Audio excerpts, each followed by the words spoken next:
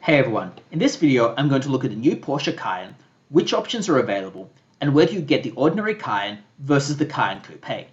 Now I'm looking at replacing my existing Porsche Cayenne with a new one, or potentially a marginally used one. So therefore I've been looking through the various options that are available, focusing mainly on which ones are good value for money, and which ones I might get some value back from in the used car market. And it's occurred to me the base Cayenne with minimal options is probably the best way to go, because many of the other Cayennes might depreciate more. And indeed, the Cayenne Coupe, being more expensive but less practical than the base Cayenne, appears less appealing to me. So I'm going to go through why that's the case. I'm also going to go through the options that I'd add to my Cayenne. And it turns out that I had minimal options because I regard many of them as not really being good value for money. I'm going to look at whether you'd actually want any of these options.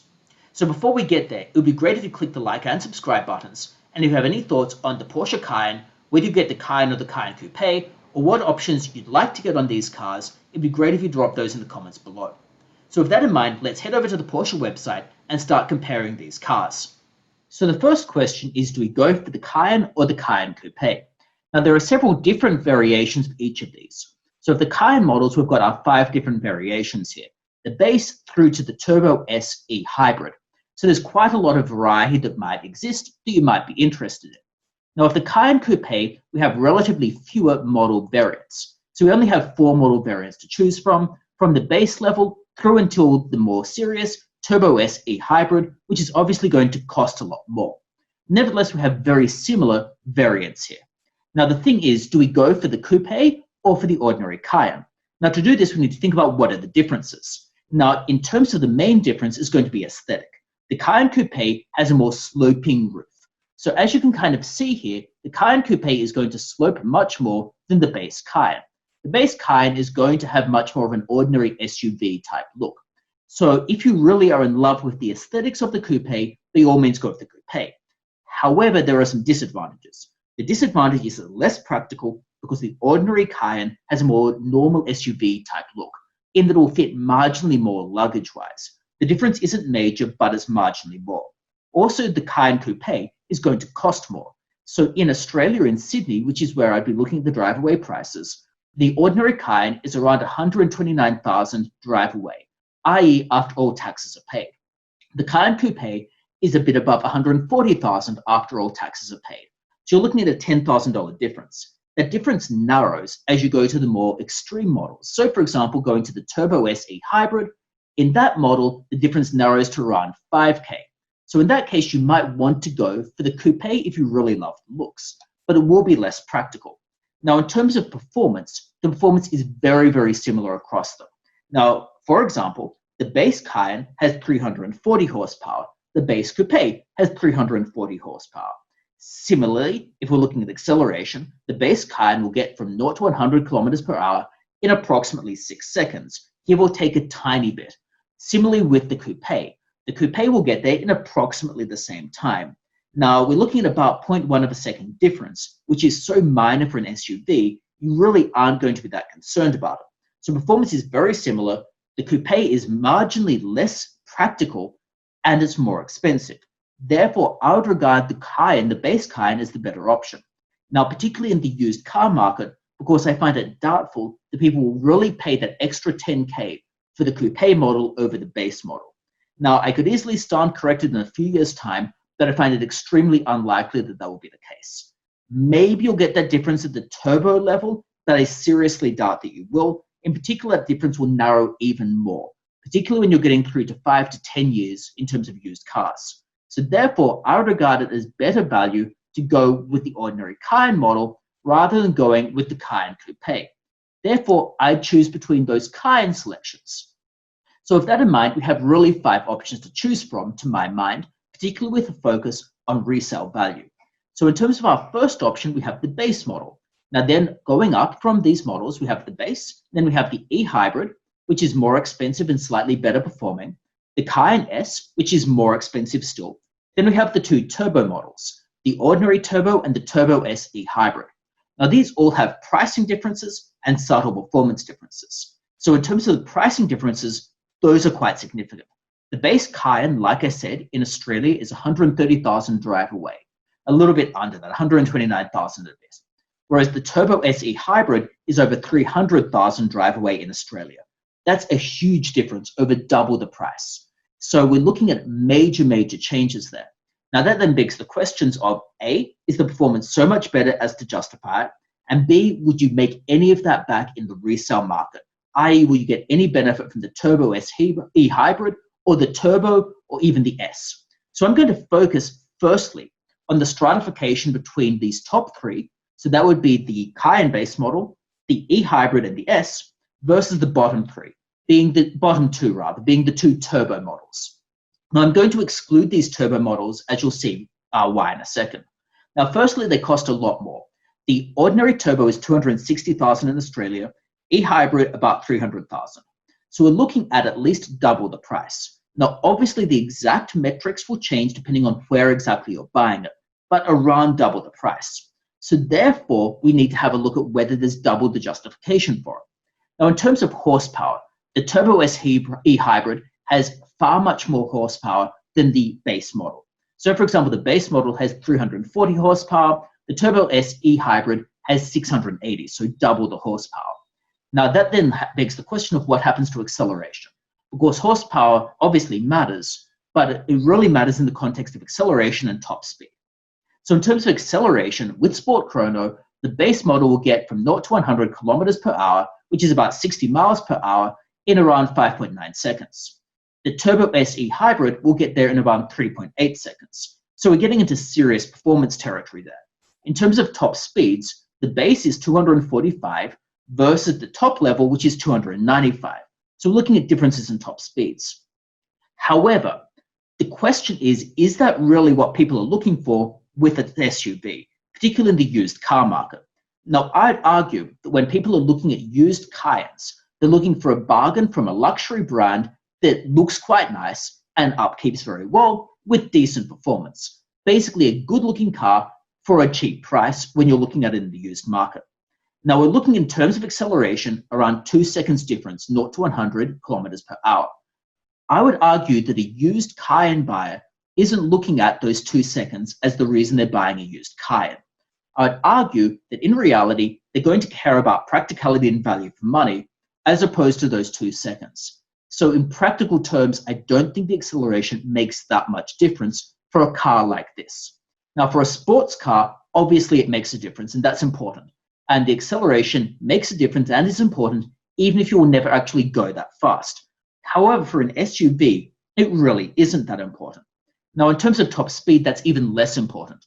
245 kilometers per hour is certainly more than you're ever actually going to go on any actual road. Now, obviously, practical differences are kind of tangential when you're looking at a sports car or a supercar. But when you're looking at an SUV, which is by definition a practical vehicle, the need to go 295 kilometers per hour just isn't there. As such, those additional performance metrics really aren't necessary, i.e., it's not worth spending the money for a daily practical perspective. You similarly probably won't get the money back. I would expect that this Turbo SE Hybrid will depreciate terribly.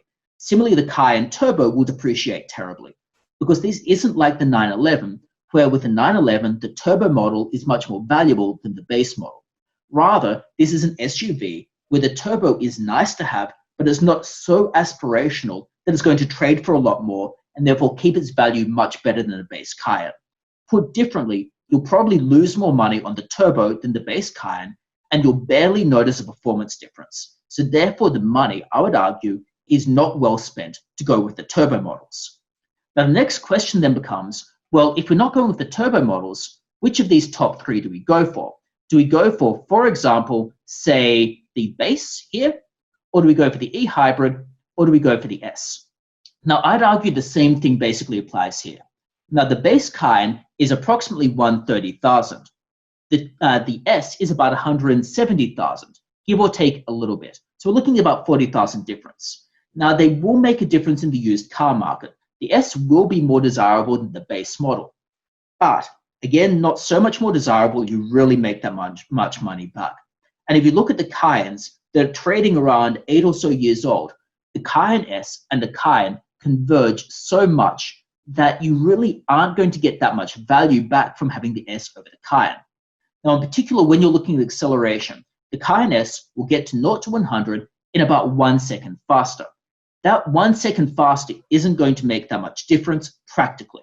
It has a better top speed, it has more horsepower, but the actual practical benefit of that is negligible for a car like this. Again, this isn't a sports car, this is a practical SUV. So I'd argue that money would not be well spent. We then have the question of what about the e-hybrid versus the base Cayenne. The base Cayenne is obviously a little bit slower. It's about 0.9 seconds slower, 0 to 100. It has a slightly worse top speed, but only marginally worse. It's about 8 kilometers per hour lower in terms of its top speed. Now, the price difference is about 20K. The e-hybrid is about 151K all up. So we're basically looking at a situation where the e-hybrid is more expensive, around 20K more expensive than the Cayenne. Now, in terms of nameplates, i.e. when you go to sell something, people are aware of obviously base Cayenne, Cayenne S, Cayenne Turbo. The e-hybrid doesn't really look like it's much of an advantage. It looks like it's a slightly different variation on the ordinary Cayenne, i.e. when there was the Cayenne diesel, it looked like a slightly different variation of the ordinary Cayenne. So it might be marginally more desirable, all else equal, but that's about it. Now, the e-hybrid is, like I said, 30K more expensive.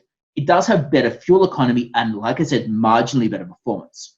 In terms of better fuel economy, if we're looking at liters per 100 kilometers, the Cayenne is there in about 9.91 or thereabouts. Now, the e-hybrid is going to be there in about 3.41. So it is, of course, better in terms of fuel economy, but they're not that bad. The base Cayenne is not that bad as to really warrant needing to go with the e-hybrid. Furthermore, if we're looking at the other options and differences, they're so negligible as to not make a difference. The other major option or difference is the e-hybrid comes with lime green accents, or I'll call it lime green accents. Porsche obviously has its own name for it being acid green, but I'll just call it lime green, which is basically what it is. Now, that's kind of nice, but it doesn't really make that much difference in the grand scheme of things. So therefore, in terms of resale and value for money, I'd argue that we're definitely better off going with a base Cayenne than optioning up and going to the other models. And in particular, I'd go with a base Cayenne over the Cayenne Coupe. That's going to give the best value for money to my mind. That then begs the question of, well, what options would we get on that base Cayenne to see how we'd spec it up, and is it actually even worth getting any or many options on that base Cayenne? Will any of them be reasonable value for money? And that's what our next question is going to be. And we have to look at what options are going to be desirable for our base Cayenne. And I'm going to explain why I think minimal options is probably the best way to go. And in fact, the only real options that might make a difference are maybe going to be color scheme related options. So with that in mind, we need to start through looking at what options we might have. So the first major choice is going to be on exterior color. Now, unsurprisingly, much of this can be personal preference, but there are some options that are better than others. So for example, we have our base options or our standard colors, which come free or standard. We have metallic colors, which are going to cost a bit more, around $2,300 Australian. Now, to be clear here, these numbers are in Australian dollars, but the same basic logic applies whether or not you're doing Australian dollars or other currency. You're basically just looking at the additional value it adds over the base price. Then we have the special colors, which cost about 5,000 Australian. So let's go through these and see whether any of them are actually worth it. And it will turn out there are really two that I think might be worthwhile. Basically, plain white and metallic blue. Now, plain white is the cheapest option, and I'll go through that one first, but we'll have a look at these colors firstly and see why I think that's the case. So in terms of our base colors, we've got plain white or black. Now, the black reportedly has issues in terms of picking up damage, showing wear, just looking a little bit dirty and unpleasant, i.e. it's more difficult to maintain. In typical forms or for typical cars, you generally prefer the jet black metallic over the plain black. However, it's an expensive option and no one's going to really care whether it's plain black or jet black metallic. In the resale market, it's not going to be a big issue that people are actually going to notice that much, especially if they're not really into Porsches and are just looking for a used car bargain. So therefore, if you need to upgrade to jet black metallic for it to really make sense as a color, then you'd be better off just going with the white. Now, in terms of the metallic colors, we have a metallic white, which is not noticeably different from the base white. So therefore, I wouldn't really go with it because you're not gaining much from it. I would say similarly with the silver. The reason I'd say that is silver is a boring color. Silver, white, black, they're all pretty much the same in terms of boringness. People, when they're looking at these colors, aren't going to distinguish that much between them. The base silver is okay, but it's not exciting, it's not interesting. I wouldn't bother with it over white. I personally prefer the white, but there might be personal preferences here or there. So I would personally just go with the base white over silver. Now the next color is we have Moonlight Blue Metallic. Now I actually quite like this color. If I were to go with a non-standard color, I would go with this one, and then I'd add on two-tone seats, i.e. two-tone leather, which I'll get to in a second. That will make it more expensive than just the base model, adding on around $3,000 or so in total. The $2,300 for the color, plus then you have the two-tone seats. Now we have a Mahogany Metallic. It looks nice enough, but I wouldn't really bother with over the base colors. However, there's some personal preferences here or there between the blue and the mahogany. Is not necessarily a bad choice. Then we have a dark gray metallic. Same basic logic as with a straight silver. I wouldn't bother with this because it's not interesting enough to be worth the money. Now, in terms of special colors, we have a beige and we have effectively a crayon color. I quite like the crayon color, but I suspect it might get dated very quickly. It's okay. It's interesting enough. It's not $5,000 worth of interesting, i.e. people in the used car market are unlikely to pay you $5,000 more because you have a crayon colored car. It might make yours slightly different, but not so much different people are going to pay more money for it. If you're going to get a different color, then the lava is probably the better of these choices. Now, I know this is a polarizing color, but it's not that common, therefore your car will stand out. And there's a market for people who want their car to look interesting as opposed to being in a boring color. So you'd be able to capture that market with lava. You won't be able to capture that market with crayon. So in the used car market, lava is going to get you more value than crayon because you'll be able to capture that market of people who don't want boring colors. Whereas crayon won't really appeal to that market very much. So in short, I'd probably just go with the plain white. So I'm going to leave that at the moment and I'm going to configure the other options. So let's scroll down to the other things we need to configure. The next thing is going to be wheels. Now, there are several wheel-related options we can choose from. Now, in general terms, I would just keep the base ones. The base ones obviously come standard. They look quite nice. So if we have a look at the wheels here, you can see the base wheels look reasonably nice down here with that kind of old type Porsche feel to them. Now, you can upgrade the wheels, of course. Now, the wheels, when you upgrade them, will look slightly different, unsurprisingly. But the upgrades can be quite expensive. At the minimum, $1,000. And they don't really look any nicer, in my opinion. The Cayenne S wheels actually don't look better than the base wheels, to my mind. I certainly wouldn't pay extra for them. You've got various other relatively inexpensive options, but they don't really look any nicer. Some of them are slightly bigger, and if you want bigger wheels, then certainly go ahead. But I don't believe that anyone in the used car market really is going to care that much about the size of the wheels for a used Cayenne. Because in general terms, people buying a used Cayenne will look for a reasonably priced used car from a nice brand that is known for reliability. The size of the wheels in this market is not a big deal. It's not the same as with sports cars where that can make a difference. It's a bit different here where the wheel size isn't going to matter that much. Now you can go down to ridiculous options at like $12,000.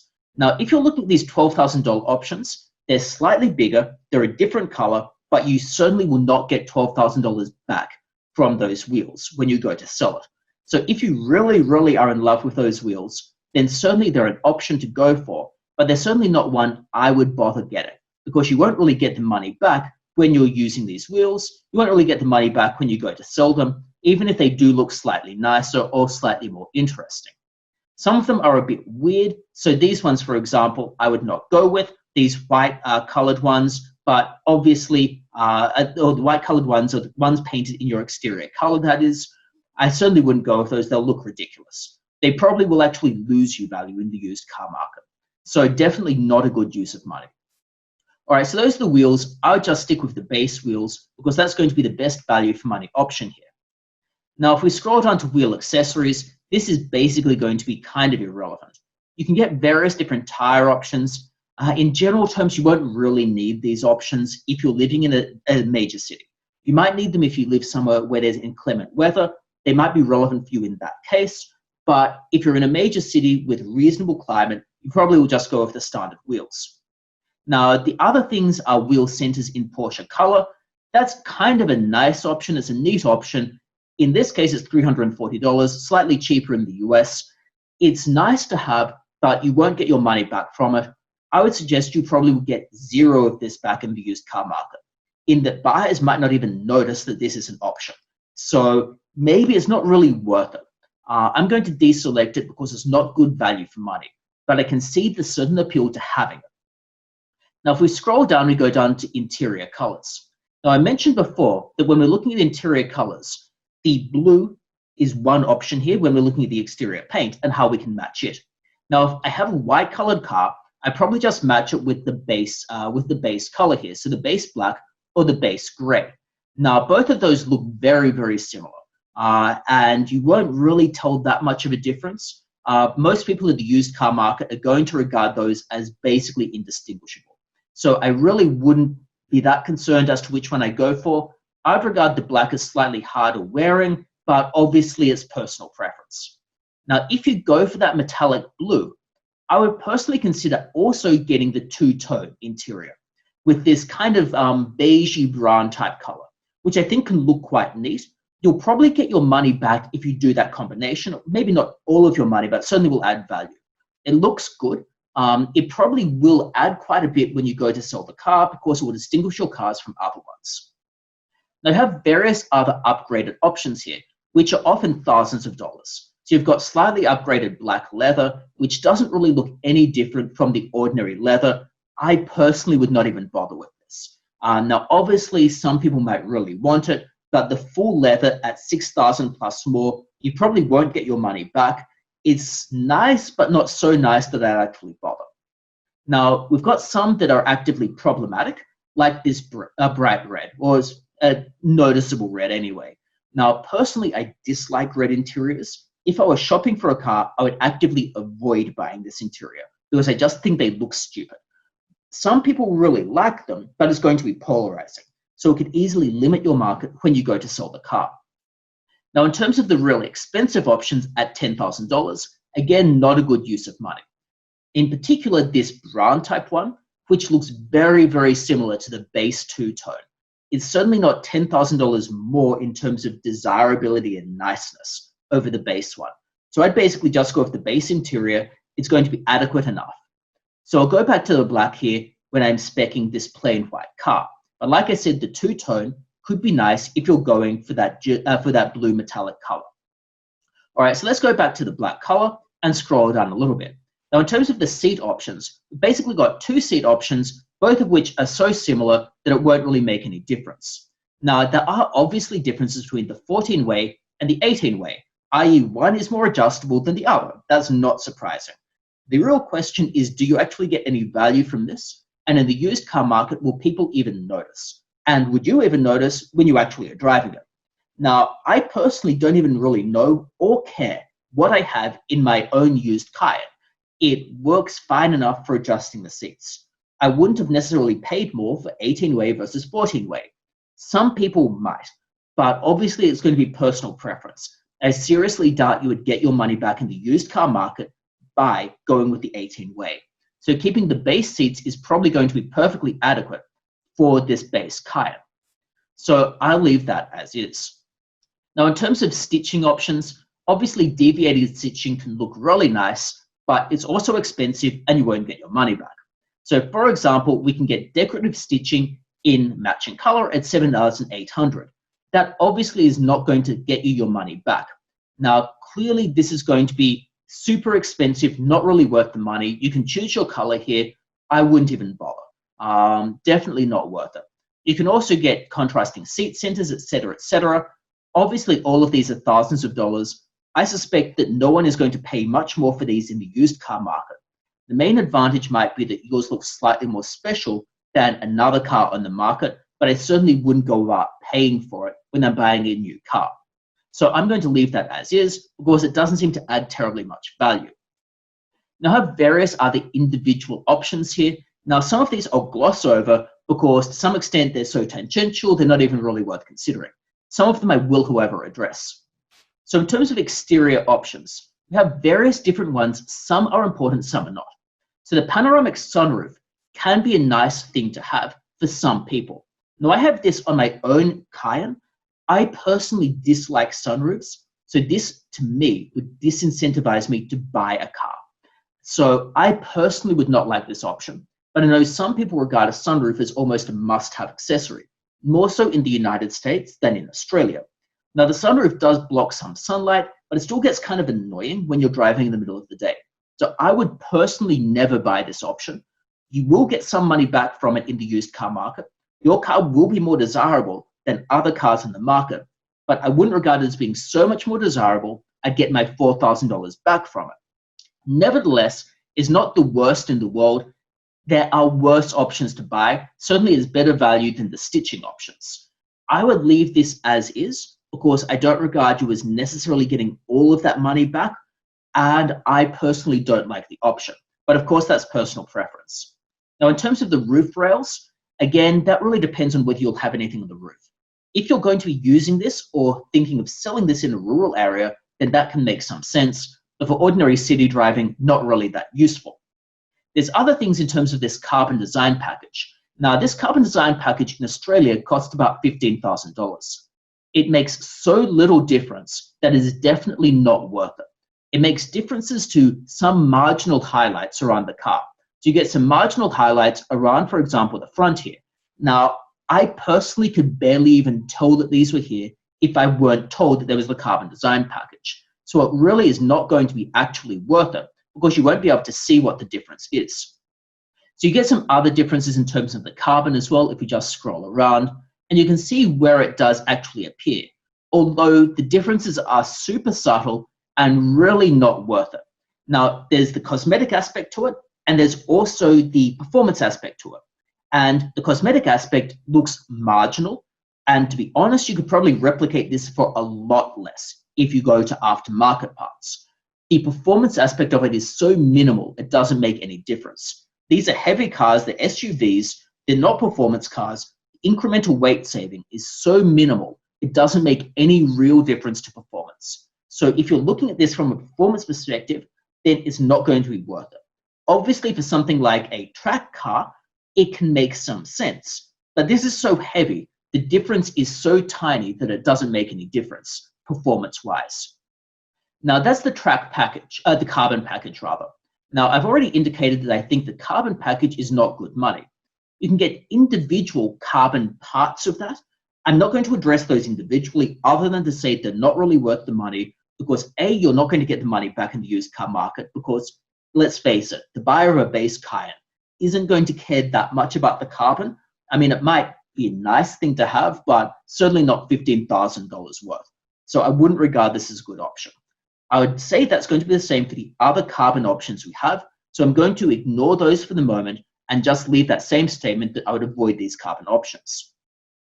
We have this various other sport design options, which again don't do much that's actually even worth it. It's obviously cheaper than the carbon package, but if we just scroll through what it's actually doing picture-wise, can you actually tell the difference really between the sport design package and the base Cayenne?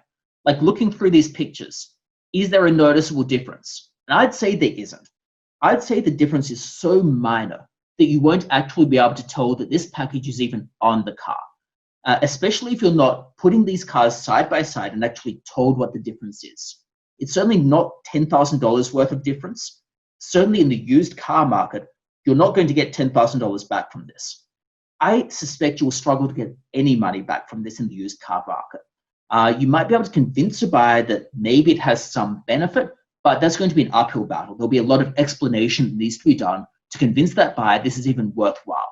So I would definitely avoid this because if you look at the changes, it doesn't really do very much.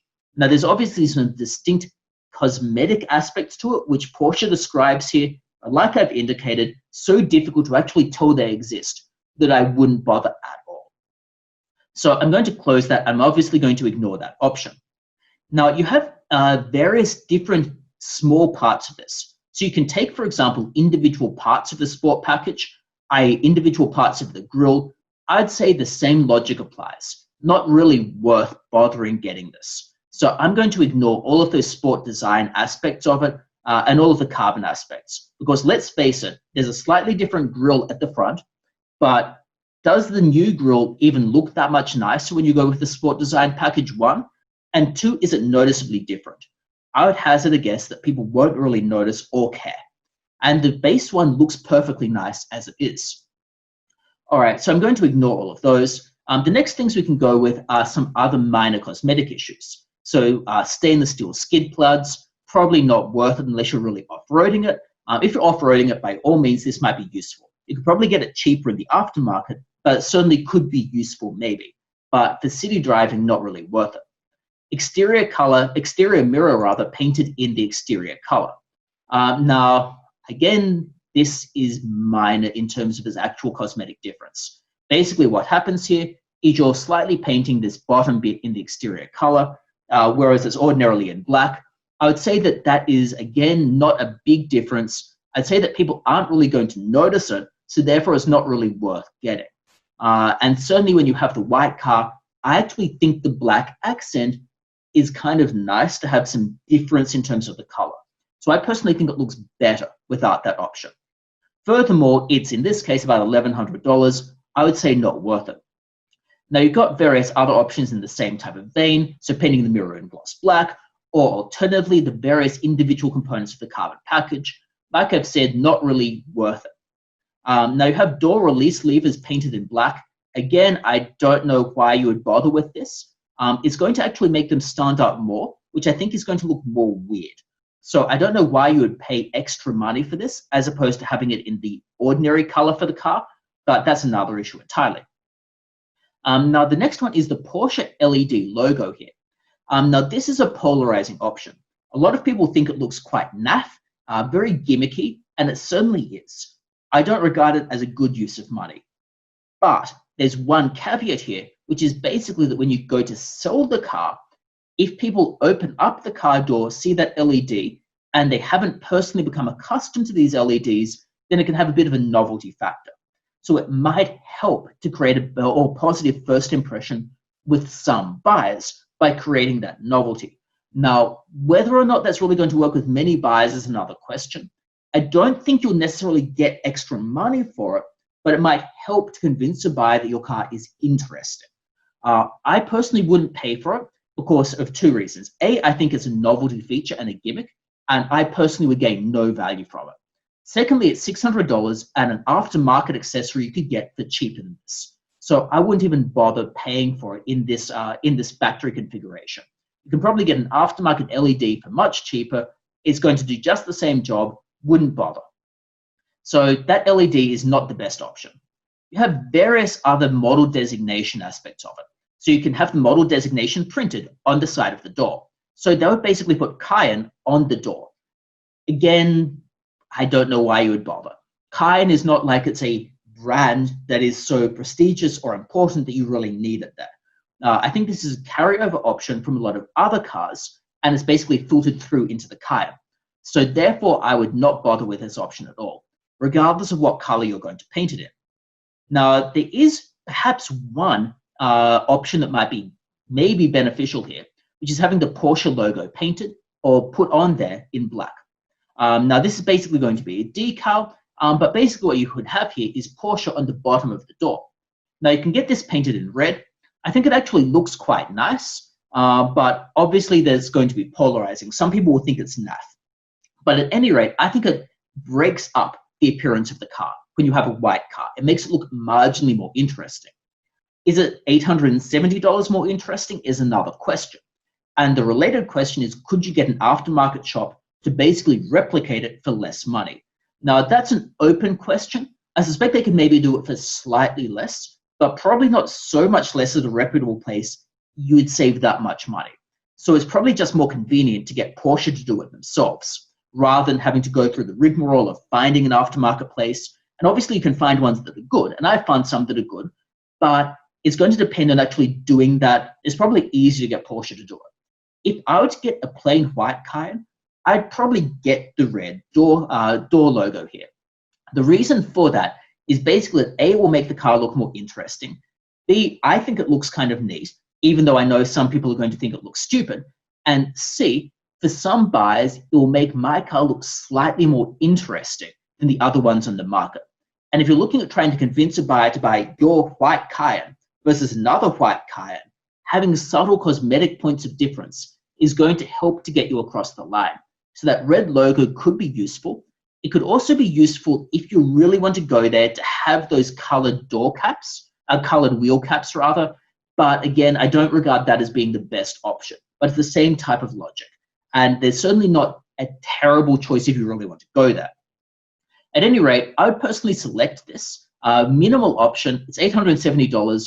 I don't think you'll get $870 back when you go to sell it, but I think it might help to get a sale done more quickly when you go to sell it. So to that extent, I think it might actually be beneficial just for the sake of getting a deal done quicker than would otherwise be the case. All right, so that's that decorative Porsche logo. You can get in other colors. This one is basically a gold color. On white, it's kind of pointless. You could get a gold color on something like the blue metallic, but I think that would look a little bit silly, to be totally honest. And you could get it on black, but I think that will look kind of garish. So the gold one, I would personally not go for, but that's personal preference. Now you can get basically various model deletions. I wouldn't bother with any of these. A, because when you're going to sell the car, it's going to be a Cayenne. People don't care if the model is deleted or not. B, the general public isn't really going to tell the difference between a Cayenne Turbo, or Cayenne S. For a person who doesn't really know Porsches, the difference is not tangible. It's only really going to make a difference to people who know Porsche models, which is not going to be a huge cross-section of the community. So basically, you're going to delete the model designation, sometimes for extra money, and it's not really going to gain you much. Now, some of these are totally pointless. So to give one example, you can get the Porsche logo painted over in black. That is totally silly. I don't know why you would bother spending money on this. Because A, I think the Porsche logo looks better as it is. And B, it's money that you would definitely not make back. So I would ignore that option. However, you can also get model designation deletions. Again, not really worthwhile. Now, a lot of these options down here are basically the same vein. I'll group these together as not being worth the money because they're not really gaining anything of tangible value. It certainly won't be beneficial and convincing to a used car buyer. And to some extent, when you're blocking out those logos who actually think it looks worse. So I'm going to ignore all of those and just say I wouldn't bother. Now you can get the fuel cap in aluminium. This is a nice to have option, but not worth the $280 rather. It's kind of nice, but again, you won't make your money back. You won't really notice this day to day. Now, in terms of the tow bar system, this might be useful if you need to tow anything, or if you live in an area where people typically tow things. Now, you don't notice a huge cosmetic difference because it's mainly a practical option. So if you live in an area where people often have boats or are towing trailers or towing anything, this could be a useful option because A, buyers might actually demand such an option, and B, you might use it yourself. If you live in the inner city where people aren't towing things, then this is not a useful option. And people in the inner city will generally not pay more for it. So it depends on the nature of your buyer demographic as to whether this is worth it. In my case, living in Sydney, with most of my buyers potentially being in Sydney or being in other major capital cities, this generally wouldn't actually gain very much money for me. So I'd basically ignore that option at the moment. However, there can be a point for it. Now, in terms of the drive chain, most of these are going to be kind of irrelevant and unnecessary. You can get an off-road package, again, useful if you need to take the car off-road, not useful if you're in the city and your buyers are mainly going to be in the city. So I wouldn't bother with that, but depends on your exact buyer demographic and where you live. You've got Porsche Active Suspension Management, again, not really useful because it's not going to be a track car. If you're really taking it off-road, then maybe it's going to be beneficial, but for general purposes, it's not going to be that worthwhile, so I wouldn't bother with it. Similar with most of these other ones. Now, the rear axle steering is a nice option. Basically, what it does is it's going to steer the rear axles of the car. So for most practical purposes, your turning circle and when you're going at low speeds is actually better. And when you're going at high speeds, you're able to get a better turning circle and better handling. So it's going to be kind of useful if you really are going to be driving it fast, or if you're in super tight handling situations. My Cayenne doesn't have this. I find it handles quite well without this type of option. So I've personally never needed it, and this is in an inner city, Sydney, where the streets can be quite narrow, turning circles can be quite short as well. So I personally wouldn't go with this, similarly with many of these other ones. Now, in terms of the sports tailpipes and sports exhaust, I would definitely pass on this for a Cayenne, mainly because when people are buying a used Cayenne, they're not buying it for a sports car experience and not buying it because it makes some tremendously exciting noise. No one really cares that much about the exhaust coming out of an SUV. If it were a sports car, so say it were a 911, I'd want sports exhaust, but for something like a Cayenne, I wouldn't bother. In particular, sports exhaust is quite expensive. I'd query if this might actually be able to be done cheaper in the aftermarket. But at any rate, I certainly wouldn't bother with the sports exhaust system here. Not a good use of money for something like a Cayenne. So with that in mind, I'll ignore all of those options, including the cosmetic changes to the exhaust system. And I'll gloss over most of those as well, because let's face it, those cosmetic changes to the exhaust are barely noticeable, and in some cases don't even look better. Now we have some other ones where you've got some slight changes to the brakes. Now this is quite an expensive option. The Porsche coated brakes, to some extent, it's going to improve braking performance. So therefore improve handling and general overall performance and drivability of the car. Now, if you were really putting this through a high performance situation, then sure, this option might be useful. But no one's really going to track a Porsche Cayenne. So therefore, this isn't really the best option in the world, and I certainly wouldn't go with it. So therefore, I would skip this option and stick to other things instead. That said, it's not useless, it's just not really worth the money. And in the used car market, you probably won't be able to sell it very easily as a beneficial option. Now, that's because a lot of people buying used Cayennes aren't really going to know the intricate differences of brakes. They might know ceramic brakes versus ordinary brakes, but that's about it. Now, the ceramic brakes, which are another option, are going to be $18,000 in Australian dollars. They come with different brake caliper colors, and they're going to be significantly better than ordinary brakes. But unless you're really doing high demand activities with this, you probably won't even notice a difference. So I would pass on any of these brake options. It's not to say they're useless. It's just to say you probably won't get value from them in a car like this, either in terms of the general uses for it or in terms of the used car market. Now, Sports Chrono package marginally increases the acceleration. And I'd say marginally. We're talking like 0.1 of a second. And it has this nice clock. I would personally ignore this because the acceleration difference is so marginal that it doesn't make any tangible difference. Some people insist on this as being an essential option, but that's generally when you're looking at things at the more high end. So when you're looking at like 911s as opposed to Cayennes, no one's ever going to really track the Cayenne. The acceleration difference is negligible in practical terms, so this isn't really a good use of money. So I would personally ignore this because you're never really going to track a Cayenne, or at least are unlikely to do so. That said, some people think that it's an essential option. For a Cayenne, I'd probably incline to think that it actually isn't, because no one really is going to need that performance. We've got Power Steering Plus, which marginally alters the turning circle. It can make it easier to go around inner city areas. I don't have this, I have ordinary power steering. I don't think anyone is really going to tell the difference in a tangible way between the two. And when you go to sell it, people aren't going to see Power Steering Plus as being that different from power steering. It's not clear what that even is, if it's just a marketing term or what it is, because Power Steering Plus does sound like a marketing term. It doesn't sound like it's actually different from power steering. So I wouldn't actually go with this option because I don't think it will be useful. You have various things in terms of lights and vision. Most of this is actually cosmetic or tangential in nature. So you've got LED main lights, et cetera, et cetera. Most of this is going to be, to some extent, practical. Like some of these will be able to sort of dim and maneuver around various cars that are operating in front of you. But in general terms, this isn't really going to make that much difference. The reason I say that is a lot of these options help to prevent driver dazzle and driver distraction from a car coming the opposite direction.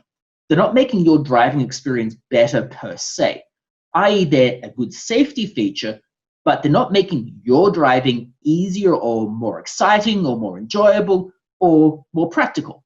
So you're basically paying more for a safety feature that benefits other people to some extent and kind of helps out other drivers, which isn't irrelevant. It's just that they wouldn't spend $4,000 for it. So basically, I would ignore all of these light options because the base lights look perfectly fine. The base lights are in the new Porsche design here. So because they're in the new Porsche design, they look modern.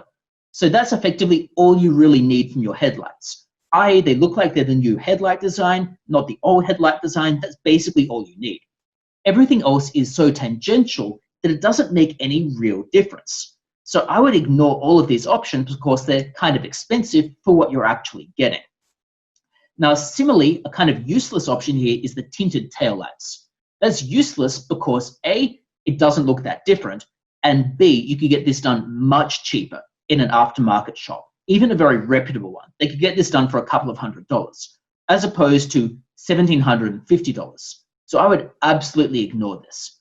Now, it kind of can be neat to have the slightly darkened lights, but not so neat I'd actually spend money on it. And when people go to buy it, they will not notice a difference here.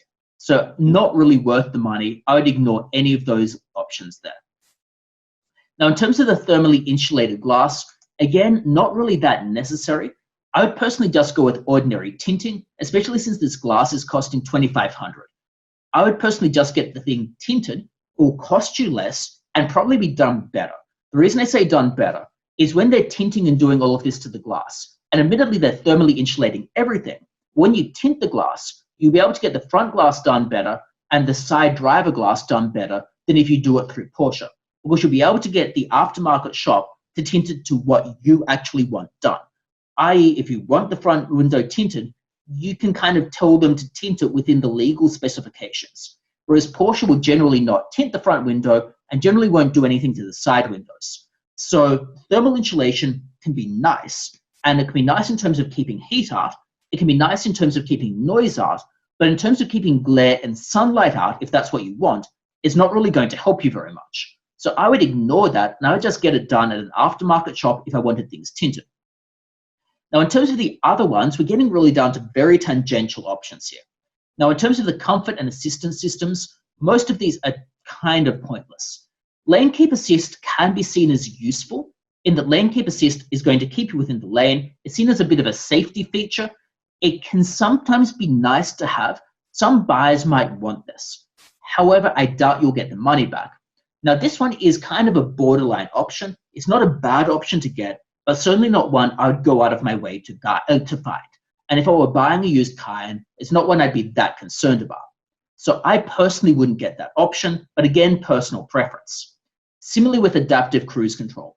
I know some people really want adaptive cruise control. To be honest, this should be standard in the Cayenne, given its price range and given what other competitors are doing. However, I wouldn't pay extra for it. I personally have never used cruise control in my Cayenne, so it really is going to depend on personal preference. I personally skip this, but I know some people are going to regard it as very essential. Heads-up display I regard as a total gimmick. It basically displays things you can see anyway, so what's the point? I mean, it's a gimmick. It's kind of nice to have, but it's kind of become dated. I feel like heads-up displays have decreased in prevalence because people realize they don't really tell you anything you don't already see. Similarly with any of these other ones like Night View Assist, which is going to marginally improve, well, your ability to see things from various angles at night. It's not really going to be that useful. I personally skip this as well, particularly since it's $4,700. Again, not good value for money. You probably won't make this up in the used car market, but to some extent, it's not like it does nothing. It's just like it doesn't do enough for it to actually be worthwhile. So I'd skip that one as well. And most of these other ones are also not really that important. The soft closed doors one in particular is kind of irrelevant. At $1,500, it's basically going to enable you to shut the doors with less force. Now, I've never had trouble shutting a door on a car. I don't think anyone really has. basically, if you need soft closed doors, you probably are too lazy to even drive a car. So the soft closed doors are kind of nice, but really not necessary. I'd definitely not spend money on them. Similarly with comfort access, which does very little of actual use. So I would ignore comfort access as well. Now, it can be, like, it does have a bit of a benefit, but it really is not useful. So I would ignore this entirely. It's basically gimmicky, to be totally honest. Enables you to slightly get into the car easier, but it's basically because you don't really want to actually open up the door with your hands as to why you would use it. Now, granted, given the current situation, there can be reasons for that, for health-related issues, but really not that useful. So I'm going to skip that one as well. Now, we've got various other interior options. Now, most of the interior options that are mainly relevant are going to be sound-related. So in terms of the interior options, we've got various other ones here, like heatable windscreens, rather. Now, this heatable windscreen could be useful if you're in maybe a very cold climate where you need this done. In somewhere that's quite warm, this is going to be irrelevant. So I'm going to ignore it. Ambient lighting, I personally think is a gimmick. I know that some people like ambient lighting and it's become a bit of a trend in cars. I regard it as totally pointless. And to be honest, I'd find it distracting. So I would personally rather not have ambient lighting. It's basically just there as kind of a cool gimmick and that's it. And you have to pay more money for it. So I would ignore that one as well. In terms of seat heating, this again is an interesting option. Now, seat heating, I would actually consider getting. The reason for that is, and I consider it for both front and back, the reason for that is in the used car market, heated seats can actually be something that people really do want, particularly in cold areas. So if you live somewhere cold, so in Australia, I don't know, Canberra or Hobart, this would be super useful. If you live in the northeast of the US, I'd also go with this. If you live in a cooler climate, where this would, in a warmer climate rather, where this would never be used, I don't know, hypothetically Hawaii, I would never actually bother with this. Because a car in Hawaii is unlikely to be bought by someone in mainland US because of the shipping costs. So at any rate, I'd consider going with this mainly because some buyers in the used car market will see this as almost a must-have accessory to have. Now, you could also go with seat heating in the back. Whether or not you feel the need to do so is personal preference. Maybe it's worthwhile. I'm going to click that option just because I know some buyers are going to want that. All right, so we've got those heated seats. You have seat ventilation. Now, in terms of seat ventilation, in Australia, that isn't really a major thing. In the US, it's more of an issue, particularly in some areas that are much warmer. So we're talking about Arizona, some parts of California, Texas. Seat ventilation could be super useful. I would ignore it in many climate areas, but in some areas it can be useful. Now, particularly since it's about $2,000 just for the front, I would ignore it unless you really, really need it, or the area where you're selling the car really needs it. Now, the massaging seats are an expensive option at $4,000 to $6,000. Now, they can be nice, but they're a gimmick. And they're another thing that can break down. I would ignore this because I don't think you'll make much more money back from it, but it's not a total waste of money compared to, say, the carbon package. But again, I would ignore that. Now, in terms of the climate controls, I would ignore this as well. Now, it's much nicer to have 4-zone climate control. I personally think this should come as standard, but of course, it's going to depend a lot on where you're selling it, the nature of the car you're selling, etc., etc. I would ignore that. Now, steering wheel heating. Now, whether or not you get this depends on where you live. If you live somewhere cold, this is a useful feature to have. It's only $560 if you lived somewhere where you're going to need this, and or you think there's a lot of buyers in those locations, this makes sense. If you're somewhere like Australia, where the bulk of your buyers will be in Sydney, Melbourne, Brisbane, this isn't useful because you'd never need heated steering wheels there. If you live in the US, this could be useful because at least some of your buyers might need heated steering wheels or want it during the winter. I'm going to deselect it, but it's not a totally pointless option. Now, you've got various different cosmetic packages here. I wouldn't really bother with any of the cosmetic packages because they don't look that different. Similarly, I wouldn't bother with the key packages here. So if we've got this vehicle key here being painted in and having this leather key fob, $840, it's a gimmick, you won't make your money back. I would barely even notice. I would say not worth it. Floor mats, again, they really should come standard to have floor mats. I think in a car at this price point, it really should be included. You could probably get these cheaper elsewhere. I'm going to ignore them for the moment because you could kind of clean your car. But if you expect things to get super dirty, then floor mats can make some sense. Now, in terms of seatbelt options, this is not really worth it. It's gimmicky. It kind of looks a little bit cool. It might help to convince a buyer that the first impressions are nicer, but it will look more worn more easily than just plain black. So I would ignore the steering wheel colors as well, the seatbelt colors rather. So I'm going to ignore all of those seatbelt options at the moment. Similarly with ignoring all of these compass options because I don't think they add very much. Now in terms of the smoker package, if you are not a smoker, I would not get this package. The reason for this is depending on where you live, the number of smokers around has decreased over time, A, and B, it might imply to other buyers that you are actually a smoker. I wouldn't advertise my car with the smoker package being included because the incremental value from it offsets the incremental problem of people thinking you actually smoked in your car. So I don't think this is a useful option. Now, in terms of the interior leather options, I'm going to gloss over these for the reasons I mentioned, in that you're basically better off going for that stock standard interior package. The interior leather options end up being very expensive for marginal changes. I would personally not bother with any of these because a lot of them are purely cosmetic, you won't get your money back, and they're basically novelty features. Like having the Porsche logo embossed isn't going to get you more money in the used car market. It's a novelty, it's not really going to help you that much. So I'm going to ignore all of these because they're all novelty features. And let's face it, you don't really need any of these things, particularly personalized leather mats or personalized floor mats with a leather surround. Like that is totally pointless, especially at $1,000. So I'm going to skip over all of these. Now, in terms of the interior, Alcantara interior, this basically is going to fall under that same category as I mentioned before.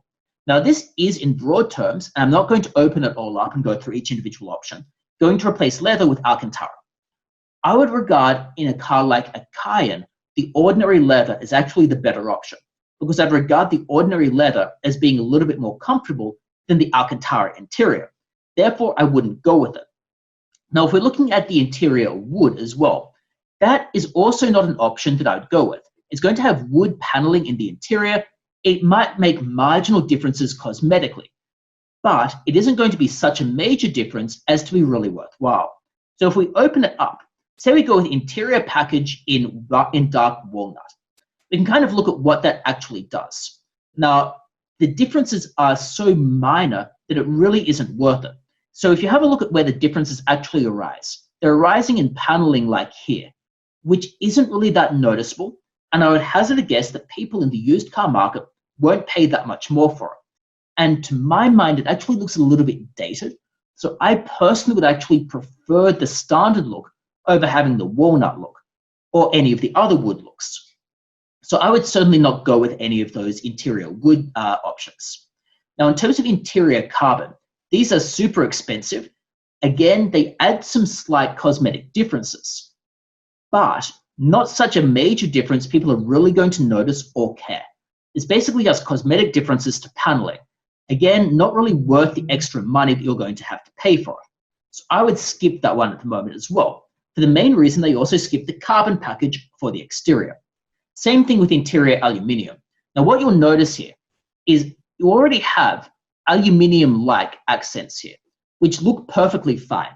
Now, the interior aluminium package is going to make sure that everything is out of aluminium, i.e. no plastic, but it's also going to have some minor other accents. So if we look at the interior aluminium package, broadly speaking, now there's obviously other aspects to this as well, so other options. But it basically is making some minor changes to various paneling parts here, which is going to have a minor change to the cosmetic appearance of the car. But no one is really going to notice or care about this in the used car market. so I wouldn't really bother with it because the changes it makes are so minor that it's not really worth it. So I'm going to skip that aluminium package as well. All right, so we're skipping the aluminium package. Then we have audio and communication as our last one. Now, in terms of audio and communication, you have various options here. My own Cayenne has the bass speakers and bass sound system. I find it to be perfectly adequate. If you really, really need great speakers, either because, I don't know, you're a musician or because you want to play obnoxious music at super loud noises, then these might make some sense. But for ordinary use, they make very little noticeable difference. Now, I would certainly not even go for the Bose package, which is another $2,800, let alone the Burmester package, which is about $13,000. i.e., that's a lot of money. I would seriously doubt you'll get any of that back in the used car market. Very little of it. The Bose one, you'll get a bit of money back. In part, you'll get more money from Bose, I would suspect, because Bose people know more about. Not that it's necessarily super high end, but people know a bit more about Bose. So I suspect it might actually get a little bit more noticeable attention in an ad. But at any rate, I don't regard any of these as being necessary.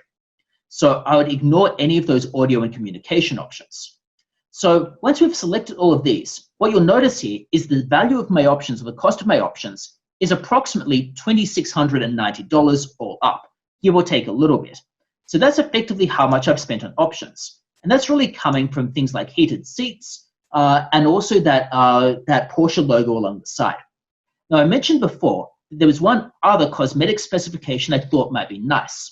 That other cosmetic specification was effectively getting the car in the blue metallic. So in order to see that, I would actually regard that as a decent option. So what you might do is you might select the two-tone leather, which is a $750 option, but it does look quite nice, like I said before. Then what I'd also do is I'd select the blue metallic. Now, the blue metallic also looks quite nice, especially with the two-tone leather interior. Now, you'll notice here I still have the red Porsche logo along the side. I would absolutely delete that logo if I were to get a car in this color. So if we scroll down to those cosmetic logos here, so these appearances, we could, if we really wanted to, put the logo into a different color. So let's just go down to our logo and see how we change that. To have the decorative logo in red, I'll delete that, and I don't regard a logo as being useful at all for a car like this. You could get it done in black, but it's so unnoticeable that it's really difficult to tell that it's even there. Or you could get it done in gold, which I regard as not the best use of money. It's not that noticeable, and I don't think it even looks that good.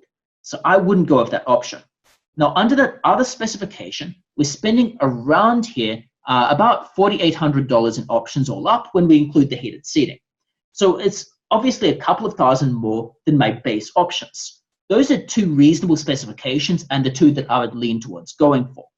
And naturally, some of these things are personal taste. If you really like, for example, that mahogany metallic color, then it's certainly not a terrible option if you were to go down a two-tone route like this. However, I certainly wouldn't necessarily regard it as that essential, but it's certainly not a terrible color.